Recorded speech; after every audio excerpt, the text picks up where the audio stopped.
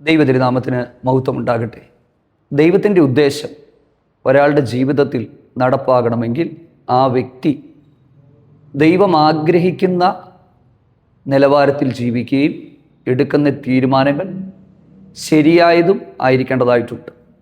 അതായത് തെറ്റായ തീരുമാനങ്ങൾക്ക് ദൈവസന്നിധിയിൽ വില കൊടുക്കേണ്ടതായിട്ട് വരും. ദൈവഹിതത്തിൻ്റെ പാതയിൽ നിന്ന് നമ്മൾ മാറിപ്പോകും. സാധാരണയായിട്ട് ആളുകൾ ചോദിക്കുന്നൊരു ചോദ്യമാണ്, ദൈവത്തിൻ്റെ ഹിതവും നമ്മുടെ തീരുമാനവും ഒക്കെ തമ്മിൽ എന്തെങ്കിലും ബന്ധമുണ്ടോ? ബന്ധമില്ലെന്ന് ചിന്തിക്കുന്ന ധാരാളം ആളുകളുണ്ട്. എന്ത് സംഭവിച്ചാലും അത് ദൈവഹിതമാണ് എന്നൊക്കെ പറയുന്നവരുണ്ട്. എന്നാൽ അതിൻ്റെ ഒരു മറുഭാഗം ഞാൻ പറയാം. നമ്മുടെ തീരുമാനവും ദൈവഹിതവും തമ്മിൽ ഒരു പരിധിവരെ ബന്ധപ്പെട്ടിട്ടുണ്ട്. അത് നമ്മൾ ഇന്ന് ഈ ഒരു വീഡിയോയിലൂടെ വളരെ ഗൗരവമായി ചിന്തിക്കാനായിട്ട് പോവുകയാണ്. ഏദൻ തോട്ടത്തിൽ തന്നെ മനുഷ്യനെ ദൈവം സൃഷ്ടിച്ചാക്കിയപ്പോൾ കൂട്ടിലടച്ച ഒരു കിളിയെപ്പോലെയല്ല മനുഷ്യനെ ഇച്ഛാസ്വാതന്ത്ര്യത്തോടെ എന്തും തിരഞ്ഞെടുക്കാനായിട്ടുള്ള സർവ്വസ്വാതന്ത്ര്യത്തോടു കൂടെയാണ് അവനെ സൃഷ്ടിച്ചാക്കിയത്. ഇതാണ് മനുഷ്യൻ്റെ ഇച്ഛാശക്തി. ദൈവം ഒരിക്കലും ഒരു മനുഷ്യരുടെയും ഇച്ഛാശക്തിയിൽ പരമാധികാരം ചെയ്യുകയില്ല. അല്ലെങ്കിൽ ദൈവം തൻ്റെ പരമാധികാരം മനുഷ്യൻ്റെ ഇച്ഛാശക്തിയിൽ പ്രയോഗിക്കാറില്ല. അതുകൊണ്ട് തന്നെയാണ് അവന് ധാരാളം അവസരങ്ങൾ നൽകി കൊടുക്കുന്നത്. ഇത് നമ്മൾ ഒന്ന് മനസ്സിലാക്കേണ്ടതായിട്ടുണ്ട്. യോഹന്നാന്റെ സുവിശേഷം 6-ാം അധ്യായം 15-ാമത്തെ വാക്യത്തിൽ തന്നെ അവിടുത്തെ ആളുകൾ പിടിച്ച് രാജാവാക്കാനായിട്ട് നോക്കുമ്പോൾ അവരിൽ നിന്ന് മാറി പ്രാർത്ഥിക്കാനായി തനിച്ചു പോകുന്ന ഒരു കർത്താവിനെ നമുക്ക് കാണാനായിട്ട് പറ്റും. ശരിയായ തീരുമാനങ്ങൾ എങ്ങനെയാണ് നമ്മൾ കൈക്കൊള്ളേണ്ടുന്നത്, അത് എങ്ങനെയാണ് ദൈവഹിതത്തിലേക്ക് നമ്മളെ നടത്തുന്നത് എന്നുള്ളത് നമ്മൾ ചിന്തിക്കുവാനായിട്ട് പോവുകയാണ്. ഇതിന് നമുക്ക് ഏറ്റവും മാതൃകയാക്കാനായിട്ട് പറ്റുന്ന ഒരാളെന്ന് പറയുന്നത് നമ്മുടെ കർത്താവായ യേശു ക്രിസ്തുവാണ്. യേശു ക്രിസ്തുവിൻ്റെ ജീവിതവും ശുശ്രൂഷകളുമൊക്കെ നമ്മുടെ ജീവിതത്തിൽ നമ്മൾ മാതൃകയാക്കിയാൽ നമുക്കും ഒരു വിജയകരമായ ജീവിതം എടുക്കാനായിട്ട് കഴിയും. നോക്കിക്കേ, ഇന്നെന്താ സംഭവിക്കുന്നത്?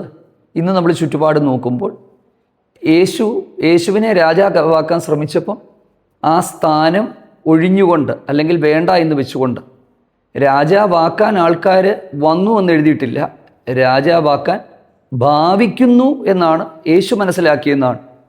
പെർസീവിങ് എന്നുള്ള പദമാണ്. അതായത് യേശു കർത്താവ് ഗ്രഹിച്ചു, ഈ അത്ഭുതം കണ്ട, അപ്പം തിന്ന അടയാളങ്ങൾ കണ്ടവർ തന്നെ പിടിച്ച് രാജാവാക്കാൻ പോവുകയാണെന്ന് മനസ്സിലാക്കിയപ്പോൾ ഞാനെന്നാ നിങ്ങളുടെ രാജാവായിട്ട് ഇരുന്നോളാം എന്നൊന്നും പറഞ്ഞ് അവരുടെ വഴിയിലേക്ക് പോവുകയല്ല. സത്യത്തിൽ അവിടുന്ന് മാറി നടക്കുകയായിരുന്നു. വളരെ ഗൗരവമായ ആത്മീക ചിന്തകൾ ഇതിൻ്റെ അകത്തുനിന്ന് പരിശുദ്ധാത്മാവ് നമുക്ക് നൽകി തരികയാണ്. ക്രിസ്തീയ ജീവിതത്തിൽ പല സമയത്തും നമ്മൾ വില കൊടുത്തേലേ പറ്റത്തുള്ളൂ. ഇന്ന് രാജാവാകാനും അവസരങ്ങൾ ഉണ്ടാക്കാനും കാണുന്നതെല്ലാം വെട്ടിപ്പിടിക്കാനും എവിടെയെങ്കിലുമൊക്കെ ഒരു വഴിയുണ്ടോ എന്നും അന്വേഷിച്ച് നടന്ന് ഒരുപാട് ആളുകൾ ദൈവകൃപ നഷ്ടപ്പെടുത്തി കളയുന്ന ദുഃഖകരമായ കാഴ്ചകൾ നമ്മൾ ചുറ്റുപാടും കണ്ടുകൊണ്ടിരിക്കുകയാണ്. അതിൽ നിന്നെല്ലാം മാറി വ്യത്യസ്തമായി ഈ ദൈവവചന സന്ദേശം കേൾക്കുന്ന പ്രിയപ്പെട്ടവരോട് വചനത്തിൽ നിന്നുകൊണ്ട് ചില കാര്യങ്ങൾ പറയുവാനായിട്ട് ആഗ്രഹിക്കുകയാണ്. രാഷ്ട്രീയവും ആത്മീയവും ഈ കാര്യത്തിൽ വലിയ ചർച്ചകൾ ഈ ദിവസങ്ങളിൽ നടന്നുകൊണ്ടിരിക്കുകയാണ്. ആത്മീയർക്ക് രാഷ്ട്രീയത്തിൽ ഇടപെടാൻ പറ്റുമോ, നമ്മൾ മത്സരിക്കണോ എന്നൊക്കെ ഒത്തിരി ചോദ്യങ്ങൾ. ഞാൻ മാതൃകയാക്കിയത് യേശു കർത്താവിനെയാണ്. യേശു കർത്താവിനെ രാജാവാക്കാൻ ശ്രമിക്കുമ്പോഴും അവിടുന്ന് ആ അവസരം അല്ലെങ്കിൽ ആ സാഹചര്യം ഒഴിവാക്കി പ്രാർത്ഥനയിലേക്ക് തനിച്ച് നടന്ന് പിതാവ് തന്നെ ഏൽപ്പിച്ച ദൗത്യം നിവർത്തിക്കാനാണ് ശ്രമിച്ചത്. പ്രിയമുള്ളവരെ, അന്ന് കർത്താവ് യഹൂദന്മാരുടെ രാജാവായി മാറിയിരുന്നെങ്കിൽ, ഒരിക്കലും മാറാനായിട്ട് പോയിരുന്നെങ്കിൽ എന്ത് സംഭവിക്കുമായിരുന്നു? പിതാവ് തന്നെ ഏൽപ്പിച്ച ആ ഒരു ദൗത്യം നിർവഹിക്കാനായിട്ട് ഒരിക്കലും കഴിയില്ല. കണ്ടോ, നമ്മൾ സൂക്ഷിച്ച് ഒഴിയേണ്ടുന്ന പല കാര്യങ്ങളും സൂക്ഷിച്ച് ഒഴിയേണ്ടതായിട്ടുണ്ട്. എങ്കിൽ മാത്രമേ നമ്മുടെ ക്രിസ്തീയ ജീവിതം വിജയമാകുകയുള്ളൂ. നമ്മൾ ഈ വായിച്ച അല്ലെങ്കിൽ നമ്മൾ ചിന്തിച്ച ആ വാക്യവുമായിട്ട് ബന്ധപ്പെട്ട് ചില ചിന്തകളിലേക്ക് നമുക്ക് വളരെ വേഗം പോകാം. സത്യത്തിൽ യേശുവിനെ രാജാവാക്കാനായിട്ട് അവർ ഭാവിച്ചു, അവർ നിശ്ചയിച്ചു. എൻ്റെ ഇംഗ്ലീഷ് ബൈബിളിൽ എഴുതിയിരിക്കുന്ന ഭാഗം ഞാൻ നിങ്ങളോട് ഒന്ന് പറയാം. They were intending to come and take him by force to make him king. യേശു മനസ്സിലാക്കി ബലാത്കാരേണ യേശുവിനെ അവർ വന്ന് പിടിച്ച് രാജാവാക്കും. സത്യത്തിൽ എന്തൊരവസരമാണ് നമ്മുടെ മുമ്പിൽ വന്നതില്ലേ? ഈ നമ്മുടെ മുമ്പിൽ വരുന്ന എല്ലാ അവസരങ്ങളും ദൈവികമാണെന്ന് ഒരിക്കലും നമ്മൾ ധരിക്കരുത്. ഈ അവസരങ്ങൾ ദൈവികമല്ല എന്നുള്ളത് എങ്ങനെ മനസ്സിലാക്കാനായിട്ട് പറ്റും? നമ്മിലുള്ള ദൈവത്തിൻ്റെ വിളിയെ തിരിച്ചറിഞ്ഞെങ്കിൽ മാത്രമേ നമുക്ക് നമ്മുടെ മുമ്പിൽ വരുന്ന സാധ്യതകൾ ദൈവഹിതമാണോന്നും അത് പിന്നത്തേതിൽ നമ്മളെ ദൈവ പദ്ധതികളിൽ നിന്ന് മാറ്റിക്കളയുമോ എന്നുള്ളതും ചിന്തിക്കാനായിട്ട് കഴിയുകയുള്ളൂ. എങ്കിലും അതിനോട് ചേർന്ന് ഒരു കാര്യം ഞാൻ നിങ്ങളോട് പറയാം. ലോകത്തിലുള്ള പലതും നമ്മൾ നഷ്ടപ്പെടുത്തി കളഞ്ഞെങ്കിൽ മാത്രമേ കർത്താവുമായിട്ടുള്ള കൂട്ടായ്മയിൽ നമുക്ക് ജീവിക്കാനായിട്ട് പറ്റത്തുള്ളൂ. ഇവിടെ രാജാവാകാനും ഇവിടെ നേതൃത്വത്തിലേക്കും ഇവിടെ കസേരകൾ ഉറപ്പിക്കാനും നിലനിർത്താനുമൊക്കെ നമ്മൾ ശ്രമം നടത്തിയാൽ ഒടുവിൽ സംഭവിക്കുന്നത് വലിയ പതനമായിരിക്കും.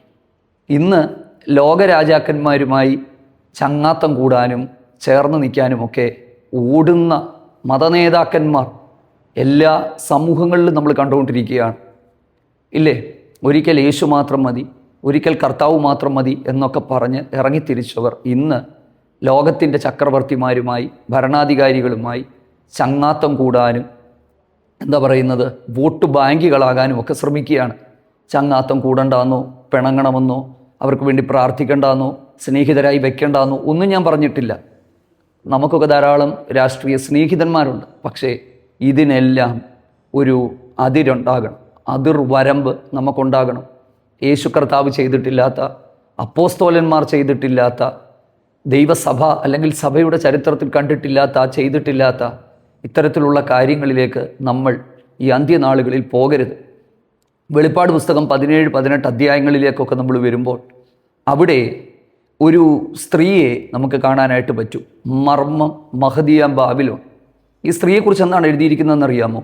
ഭൂലോകത്തിലെ രാജാക്കന്മാരുമായി വേശ്യാവൃത്തി ചെയ്ത് മത്തയായിരിക്കുന്ന അങ്ങനത്തെ ഒരു സ്ത്രീ നമുക്ക് കാണാനായിട്ട് പറ്റും. ഇത് ശരിക്കും അതിൻ്റെ ഒരു വ്യാഖ്യാനം എന്ന് പറയുന്നത് യേശുക്രിസ്തുവിൻ്റെ മണവാട്ടി സഭ പാതിവൃത്യത്തോടെ പരിഭാവനതയോടെ നിലനിൽക്കുമ്പോൾ എതിർക്രിസ്തുവിൻ്റെ മണവാട്ടി എന്നതുപോലെ ഒരു ജാതീയ മാർഗം, ഒരു മാർഗം, ഈ ലോകത്തിൻ്റെ ഒരു സിസ്റ്റം അത് ലോകത്തോട് അനുരൂപരാകാനും ലോകത്തോട് ചേരാനും രാജാക്കന്മാരോട് കൂട്ടുപിടിക്കാനും എല്ലാത്തിനെയും സ്വീകരിക്കാനും വേർപാടും വിശുദ്ധിയുമെല്ലാം നഷ്ടപ്പെടുത്തി തങ്ങൾക്ക് ബോധിച്ചതുപോലെ ജീവിച്ച് മുമ്പോട്ട് പോകുമ്പോൾ പ്രിയമുള്ളവരെ, ഇതിൻ്റെ ഒടുവിൽ സംഭവിക്കുന്നത് വലിയ നാശം തന്നെയായിരിക്കും. അപ്പം കർത്താവിലേക്ക് നമുക്ക് മടങ്ങി വരാം. കർത്താവ് ചെയ്തത് എന്താ? ഒരു വലിയൊരു അത്ഭുതം ചെയ്യുകയാണ്. ഈ ഒരു അത്ഭുതം 5000 പുരുഷന്മാരെ പോഷിപ്പിക്കുന്നു, 12 കൊട്ട നിറച്ചെടുക്കുന്നു. അപ്പം ഈ ഒരു അത്ഭുതം മത്തായി സുവിശേഷത്തിലും മർക്കോസ് ലൂക്കോസിലും ഒക്കെ രേഖപ്പെടുത്തിയിട്ടുണ്ട്. നമ്മൾ പറഞ്ഞത് യോഹന്നാൻ്റെ സുവിശേഷം 6-ാം അധ്യായത്തിൽ നിന്നാണ്. അപ്പോൾ ഇനി ഞാൻ ഈ പറയുന്ന കാര്യങ്ങളൊന്ന് ശ്രദ്ധിച്ച് കേൾക്കുക. 6:15 ഈ അത്ഭുതം നടന്നതിന് ശേഷമാണ് ജനങ്ങൾ വന്ന് തന്നെ രാജാവാക്കാനായിട്ട് ശ്രമിച്ചത്. ഇനിയും 6:14 ഈ അടയാളം കണ്ടപ്പോൾ ജനം പറഞ്ഞു, വരാനുള്ള പ്രവാചകൻ ഇവൻ തന്നെയാണ്. പ്രിയമുള്ളവരെ, എന്നാൽ അടുത്ത അധ്യായങ്ങളിലേക്ക് നമ്മൾ വരുമ്പോൾ യേശുവിനെ തിരക്കി ബോട്ട് പിടിച്ച് ദൂരസ്ഥലങ്ങളിൽ നിന്ന് പോലും ഈ ആളുകൾ കാണാനായിട്ട് വരികയാണ്. അവരെ കണ്ടിട്ട് കർത്താവ് അവരോടൊരു കാര്യം പറഞ്ഞു, നിങ്ങൾ അടയാളം കണ്ടതുകൊണ്ടല്ല, അപ്പം തിന്ന് തൃപ്തരായതുകൊണ്ടാണ് എന്നെ അന്വേഷിച്ചത്. കണ്ടോ, യേശുവിൻ്റെ ആ ഒരു വിവേചനവും യേശുവിൻ്റെ ആ ഒരു കാഴ്ചപ്പാടും കർത്താവ് ആ ജനതയെ മനസ്സിലാക്കിയത്. എന്നിട്ടാണ് പറഞ്ഞത്, നശിച്ചു പോകുന്ന ആഹാരത്തിന് വേണ്ടിയല്ല, നിത്യജീവനിലേക്ക് പോകുന്ന അതിനു വേണ്ടി അധ്വാനിക്കുക, പ്രവർത്തിക്കുക എന്നുള്ളത്. ശരിക്കും കർത്താവ് ഈ ഒരു ജനക്കൂട്ടത്തിൽ നിന്ന് അവരുടെ ചിന്താഗതികൾ മനസ്സിലാക്കി, അവരുടെ ഓഫറുകൾ മനസ്സിലാക്കി, അവരെന്താണ് ചെയ്യാൻ പോകുന്നതെന്ന് മനസ്സിലാക്കി തിരിച്ചറിഞ്ഞ് അവിടുന്ന് മാറിക്കളഞ്ഞു. അപ്പോസ്തല പ്രവൃത്തികളിലെ പൗലോസ് അപ്പോസ്തലൻ്റെ മിഷനറി യാത്രകളിലൊക്കെ പല സ്ഥലത്തും സ്നേഹത്തിൻ്റെ പേരിൽ, ബന്ധത്തിൻ്റെ പേരിൽ അദ്ദേഹത്തെ തടയാനായിട്ട് ശ്രമിച്ച ഒരുപാട് ആളുകളുണ്ട്. യെരുശലേമിലേക്കൊക്കെ പോകരുതെന്നും ഒറ്റയ്ക്ക് പോകരുതെന്നും ഒക്കെ പറഞ്ഞപ്പോൾ ആത്മാവിൽ ബന്ധിക്കപ്പെട്ടിരുന്ന ആ ദൈവമനുഷ്യനിലൂടെ ഇത്രയും ശക്തമായ ശുശ്രൂഷകൾ വെളിപ്പെട്ടു വരുവാനുള്ള കാരണം അദ്ദേഹത്തിൻ്റെ ഉറച്ച തീരുമാനങ്ങളും വിളിച്ച വിളിയെക്കുറിച്ചുള്ള ബോധ്യവും നിരന്തരമായി കേട്ടുകൊണ്ടിരുന്ന ദൈവശബ്ദവുമാകുന്നു. ഓരോ ദിവസവും നമ്മുടെ പ്രാർത്ഥനാ മുറികളിൽ ദൈവത്തിൻ്റെ അരുളപ്പാടുകളും ശബ്ദവും നാം കേട്ട് തികഞ്ഞ ദൈവാശ്രയത്തോടെ നാം മുൻപോട്ട് പോകുന്നെങ്കിൽ ഇത്തരത്തിലുള്ള ഓഫറുകളുടെ മുമ്പിൽ, ഇത്തരത്തിലുള്ള ദൈവ പദ്ധതികളിൽ നിന്ന് മാറ്റുന്ന മേഖലകളുടെ മുമ്പിൽ വീണു പോകാതെ ശരിയായ തീരുമാനങ്ങൾ കൈക്കൊണ്ട് മുന്നോട്ട് പോകാനായിട്ട് നമുക്ക് പറ്റും. വീണ്ടും ഞാൻ ആ ഭാഗത്ത് തന്നെ നിൽക്കുകയാണ്. നിങ്ങളെ ഞാൻ ആ ഒരു സ്ഥലത്തേക്ക് കൊണ്ടുപോവുകയാണ്. ഗലീല കടലിൻ്റെ ഒരു കരയിൽ നിന്നുകൊണ്ടാണ് ഈ അത്ഭുതം കർത്താവ് ചെയ്തത്. ഈ ഗലീല കടലിനെ തന്നെ ഗെനസരേത്ത് തടാകമെന്നും തിബരിയാസ് തടാകമെന്നും ഗലീല തടാകമെന്നൊക്കെ പറയുന്നുണ്ട്. ഇതെല്ലാം ഒരേ സ്ഥലങ്ങൾ തന്നെയാണ്. മത്തായി സുവിശേഷം, മർക്കോസ്, ലൂക്കോസ്, യോഹന്നാൻ ഈ 4 സുവിശേഷങ്ങൾ ചേർത്ത് പഠിക്കുമ്പോൾ തൻ്റെ അരികിൽ വന്നിരുന്ന ജനത്തിനു വേണ്ടി അവിടുന്ന് ഈ അത്ഭുതങ്ങളെല്ലാം ചെയ്തു. യേശുവിനെ പ്രവാചകനാണെന്ന് അവർ പറഞ്ഞു. അവരടുത്ത ദിവസം യേശുവിനെ രാജാവാക്കാനായിട്ട് ശ്രമിക്കുകയാണ്. അവർ രാജാവാക്കാൻ പോകുന്നതിൻ്റെ ഉദ്ദേശം അവർക്ക് സ്വർഗത്തിൽ നിന്നുള്ള വായ്മൊഴികൾ കേൾക്കാനല്ല, അവർക്ക് ജോലിക്കും വേലയ്ക്കും ഒന്നും പോകണ്ട, എല്ലാ ദിവസവും അവർക്ക് ഇങ്ങനെ അപ്പത്തെ മുറിച്ച് അവരുടെ വിശപ്പും ദാഹവും ഒക്കെ മാറ്റിക്കൊണ്ടിരിക്കുന്ന ഒരു നല്ല നേതാവിനെ നമുക്ക് കിട്ടും, ഇല്ലേ? നമുക്കറിയാം, ഈ ഇലക്ഷൻ ടൈമുകളിലൊക്കെ ഓരോരോ പാർട്ടികൾ ഒരാൾ അടുത്ത ആളേക്കാൾ എത്ര വലിയ ഓഫറുകളാണ് നമ്മുടെ മുമ്പിൽ വെച്ചിരിക്കുന്നത്. അപ്പം ഇതുപോലെ അവരും പ്രതീക്ഷിച്ചത് ഞങ്ങൾക്ക് അങ്ങനെയുള്ള ഒരു നേതാവിനെ കിട്ടും എന്നുള്ളതാണ്. പക്ഷേ കർത്താവ് അവിടെ ചെയ്തതെന്താണ്? തനിച്ചു പർവ്വതത്തിലേക്ക് വാങ്ങിപ്പോയി, മലയിലേക്ക് വാങ്ങിപ്പോയി. അപ്പം ശരിക്കും ഈ ഒരു ജനക്കൂട്ടത്തിൽ നിന്ന് ഉൾവലിഞ്ഞ് മാറി ഒറ്റയ്ക്ക് യാത്ര ചെയ്യുന്ന ഒരു ക്രിസ്തുവിനെ ഞാൻ നിങ്ങളുടെ മുമ്പിലേക്ക് കൊണ്ടുവരികയാണ്. അദ്ദേഹം ശരിക്കും കർത്താവ് ആ പർവ്വതത്തിൻ്റെ മുകളിലേക്ക് പോയതിന് ശേഷം ക്ഷീണിച്ചതുകൊണ്ട് ഉറങ്ങുകയായിരുന്നെന്ന് ചിന്തിക്കരുത്. കുറച്ചു നേരം എന്നാൽ ഇനി റെസ്റ്റ് എടുത്തേക്കാം, പകൽ മൊത്തം അത്ഭുതമൊക്കെ ചെയ്തതല്ലേ, വിശ്രമിച്ചേക്കാം എന്നല്ല. മർക്കോസിൻ്റെ സുവിശേഷം 6-ാം അധ്യായം അതിൻ്റെ 30 മുതൽ 45 വരെയുള്ള വാക്യങ്ങൾ വായിക്കണം. ഇത് തന്നെ ഈ സെയിം ഇൻസിഡൻറ്റ് തന്നെ, അല്ലെങ്കിൽ ഈ ഒരു സെയിം മിറക്കിൾ അവിടെ രേഖപ്പെടുത്തിയിട്ടുണ്ട്, ഈ ഒരു സംഭവം. അപ്പം അവിടെ നമ്മളവിടെ കാണുന്നത്, ഈ അത്ഭുതം കഴിഞ്ഞതിന് ശേഷം ശിഷ്യന്മാരെ അക്കരയ്ക്ക് നിർബന്ധിച്ച് പറഞ്ഞു വിടുകയാണ്. അവർക്ക് പോകാൻ ഒട്ടും താല്പര്യമില്ല, പക്ഷെ അവരെ നിർബന്ധിച്ച് കർത്താവ് അവരെ പറഞ്ഞു വിടുകയാണ്. പറഞ്ഞു വിടുമ്പോൾ അവിടെ സംഭവിക്കുന്നത്, ആ ഗലീല കടലിലുള്ള വലിയ കാറ്റിലും കോളിലും പെട്ട് ഇവരുടെ പടക് ഉലയുന്നത് നമുക്ക് കാണാൻ പറ്റും. പക്ഷേ 6-ാം അധ്യായത്തിൻ്റെ 46-47 വാക്യങ്ങൾ വായിക്കുമ്പം യേശു എന്തിനാണ് ജനക്കൂട്ടത്തെ വിട്ട് ആ പർവ്വതത്തിലേക്ക് പോയതെന്ന് നമുക്ക് കാണാനായിട്ട് പറ്റും. ജനക്കൂട്ടത്തെ വിട്ട് ആ പർവ്വതത്തിലേക്ക് അവിടുന്ന് പോകുമ്പോഴും, ആമേൻ, അവിടെ എഴുതിയിരിക്കുന്നത്, ഈ ശിഷ്യന്മാർ കടലിൽ നേരിട്ട ആ വലിയ പ്രതിസന്ധി അവിടുന്ന് കണ്ടു, അവിടുന്ന് നോക്കി. 4-ാം യാമത്തിൽ ആ കടലിൻ മീതെ അവിടുന്ന് നടന്നു വന്ന് ശിഷ്യന്മാരെ ആശ്വസിപ്പിക്കുന്നത് നമുക്ക് കാണാനായിട്ട് പറ്റും. അതായത് പിതാവ് തന്നെ ഏൽപ്പിച്ച ദൗത്യവും ഉത്തരവാദിത്വവും അത് പൂർത്തീകരിക്കുന്നു എന്ന് മാത്രമല്ല, തൻ്റെ കൂടെ ഉള്ളവർക്ക് വേണ്ടി പോലും താൻ കരുതുന്നതിൽ, ജാഗരിക്കുന്നതിൽ അതീവ ശ്രദ്ധാലുവായിരുന്നു എന്ന് നമുക്ക് മനസ്സിലാക്കാനായിട്ട് പറ്റും. അപ്പം ന്യായമായ ഒരു ചോദ്യം നമുക്കുണ്ടാകും, ഇവരെ ഈ കടലിലേക്ക് തള്ളിവിട്ടത് കർത്താവല്ലേ? അതിനെക്കുറിച്ച് ഞാൻ പിന്നീട് ഒരു മെസ്സേജിൽ ഞാൻ നിങ്ങളോട് പറയാം. എന്തിനാണ് കാറ്റും കോളുമുള്ള ഈ കടലിലേക്ക് നിർബന്ധിച്ച് ശിഷ്യന്മാരെ പറഞ്ഞു വിടുന്നത്? ഇന്ന് അത് നമ്മുടെ വിഷയമല്ലാത്തത് കൊണ്ട് ആ ഭാഗത്തിലേക്ക് നമ്മൾ പോകുന്നില്ല. അപ്പോൾ പ്രിയപ്പെട്ടവരെ, യേശുവിൻ്റെ ശുശ്രൂഷയിൽ നമുക്ക് മാതൃകയാക്കുവാനായിട്ട് പറ്റുന്നത് ഈ ഒരു കാര്യമാണ്. മറ്റൊരു ഭാഗത്ത് ഒരു സഹോദരൻ തൻ്റെ മറ്റൊരു സഹോദരനുമായിട്ട് വസ്തു ഭാഗം വെക്കുമ്പോൾ യേശുവിനെ പിടിച്ച് ഇടനിലക്കാരനാക്കാൻ ശ്രമിക്കുന്നൊരു ഭാഗമുണ്ട്. നിങ്ങൾ വായിച്ചിട്ടുണ്ടാകും. ആ ഭാഗത്തും കർത്താവ് എന്നെ നിങ്ങൾക്ക് ഇത്തരത്തിലുള്ള ഒരു മധ്യസ്ഥനാക്കിയത് അല്ലെങ്കിൽ ഇടനിലക്കാരനാക്കിയത് ആരാണെന്നുള്ള, ഇടനിലക്കാരൻ എന്നുള്ള ഒരു പദമല്ല ഇവിടെ ഉപയോഗിച്ചിരിക്കുന്നത്, മറ്റൊരു പദമാണ്. എന്നെ നിങ്ങൾക്ക് ഇത്തരത്തിലാക്കിയത് ആരാണെന്ന് ചോദിക്കുന്ന ഒരു ഭാഗമുണ്ട്. അവിടുന്ന് കർത്താവ് മാറി നടക്കുകയാണ്. എന്നിട്ട് പറയുന്ന ഒരു ഭാഗമുണ്ട്, സകല ദ്രവ്യാഗ്രഹവും സൂക്ഷിച്ച് ഒഴിഞ്ഞുകൊള്ളുക.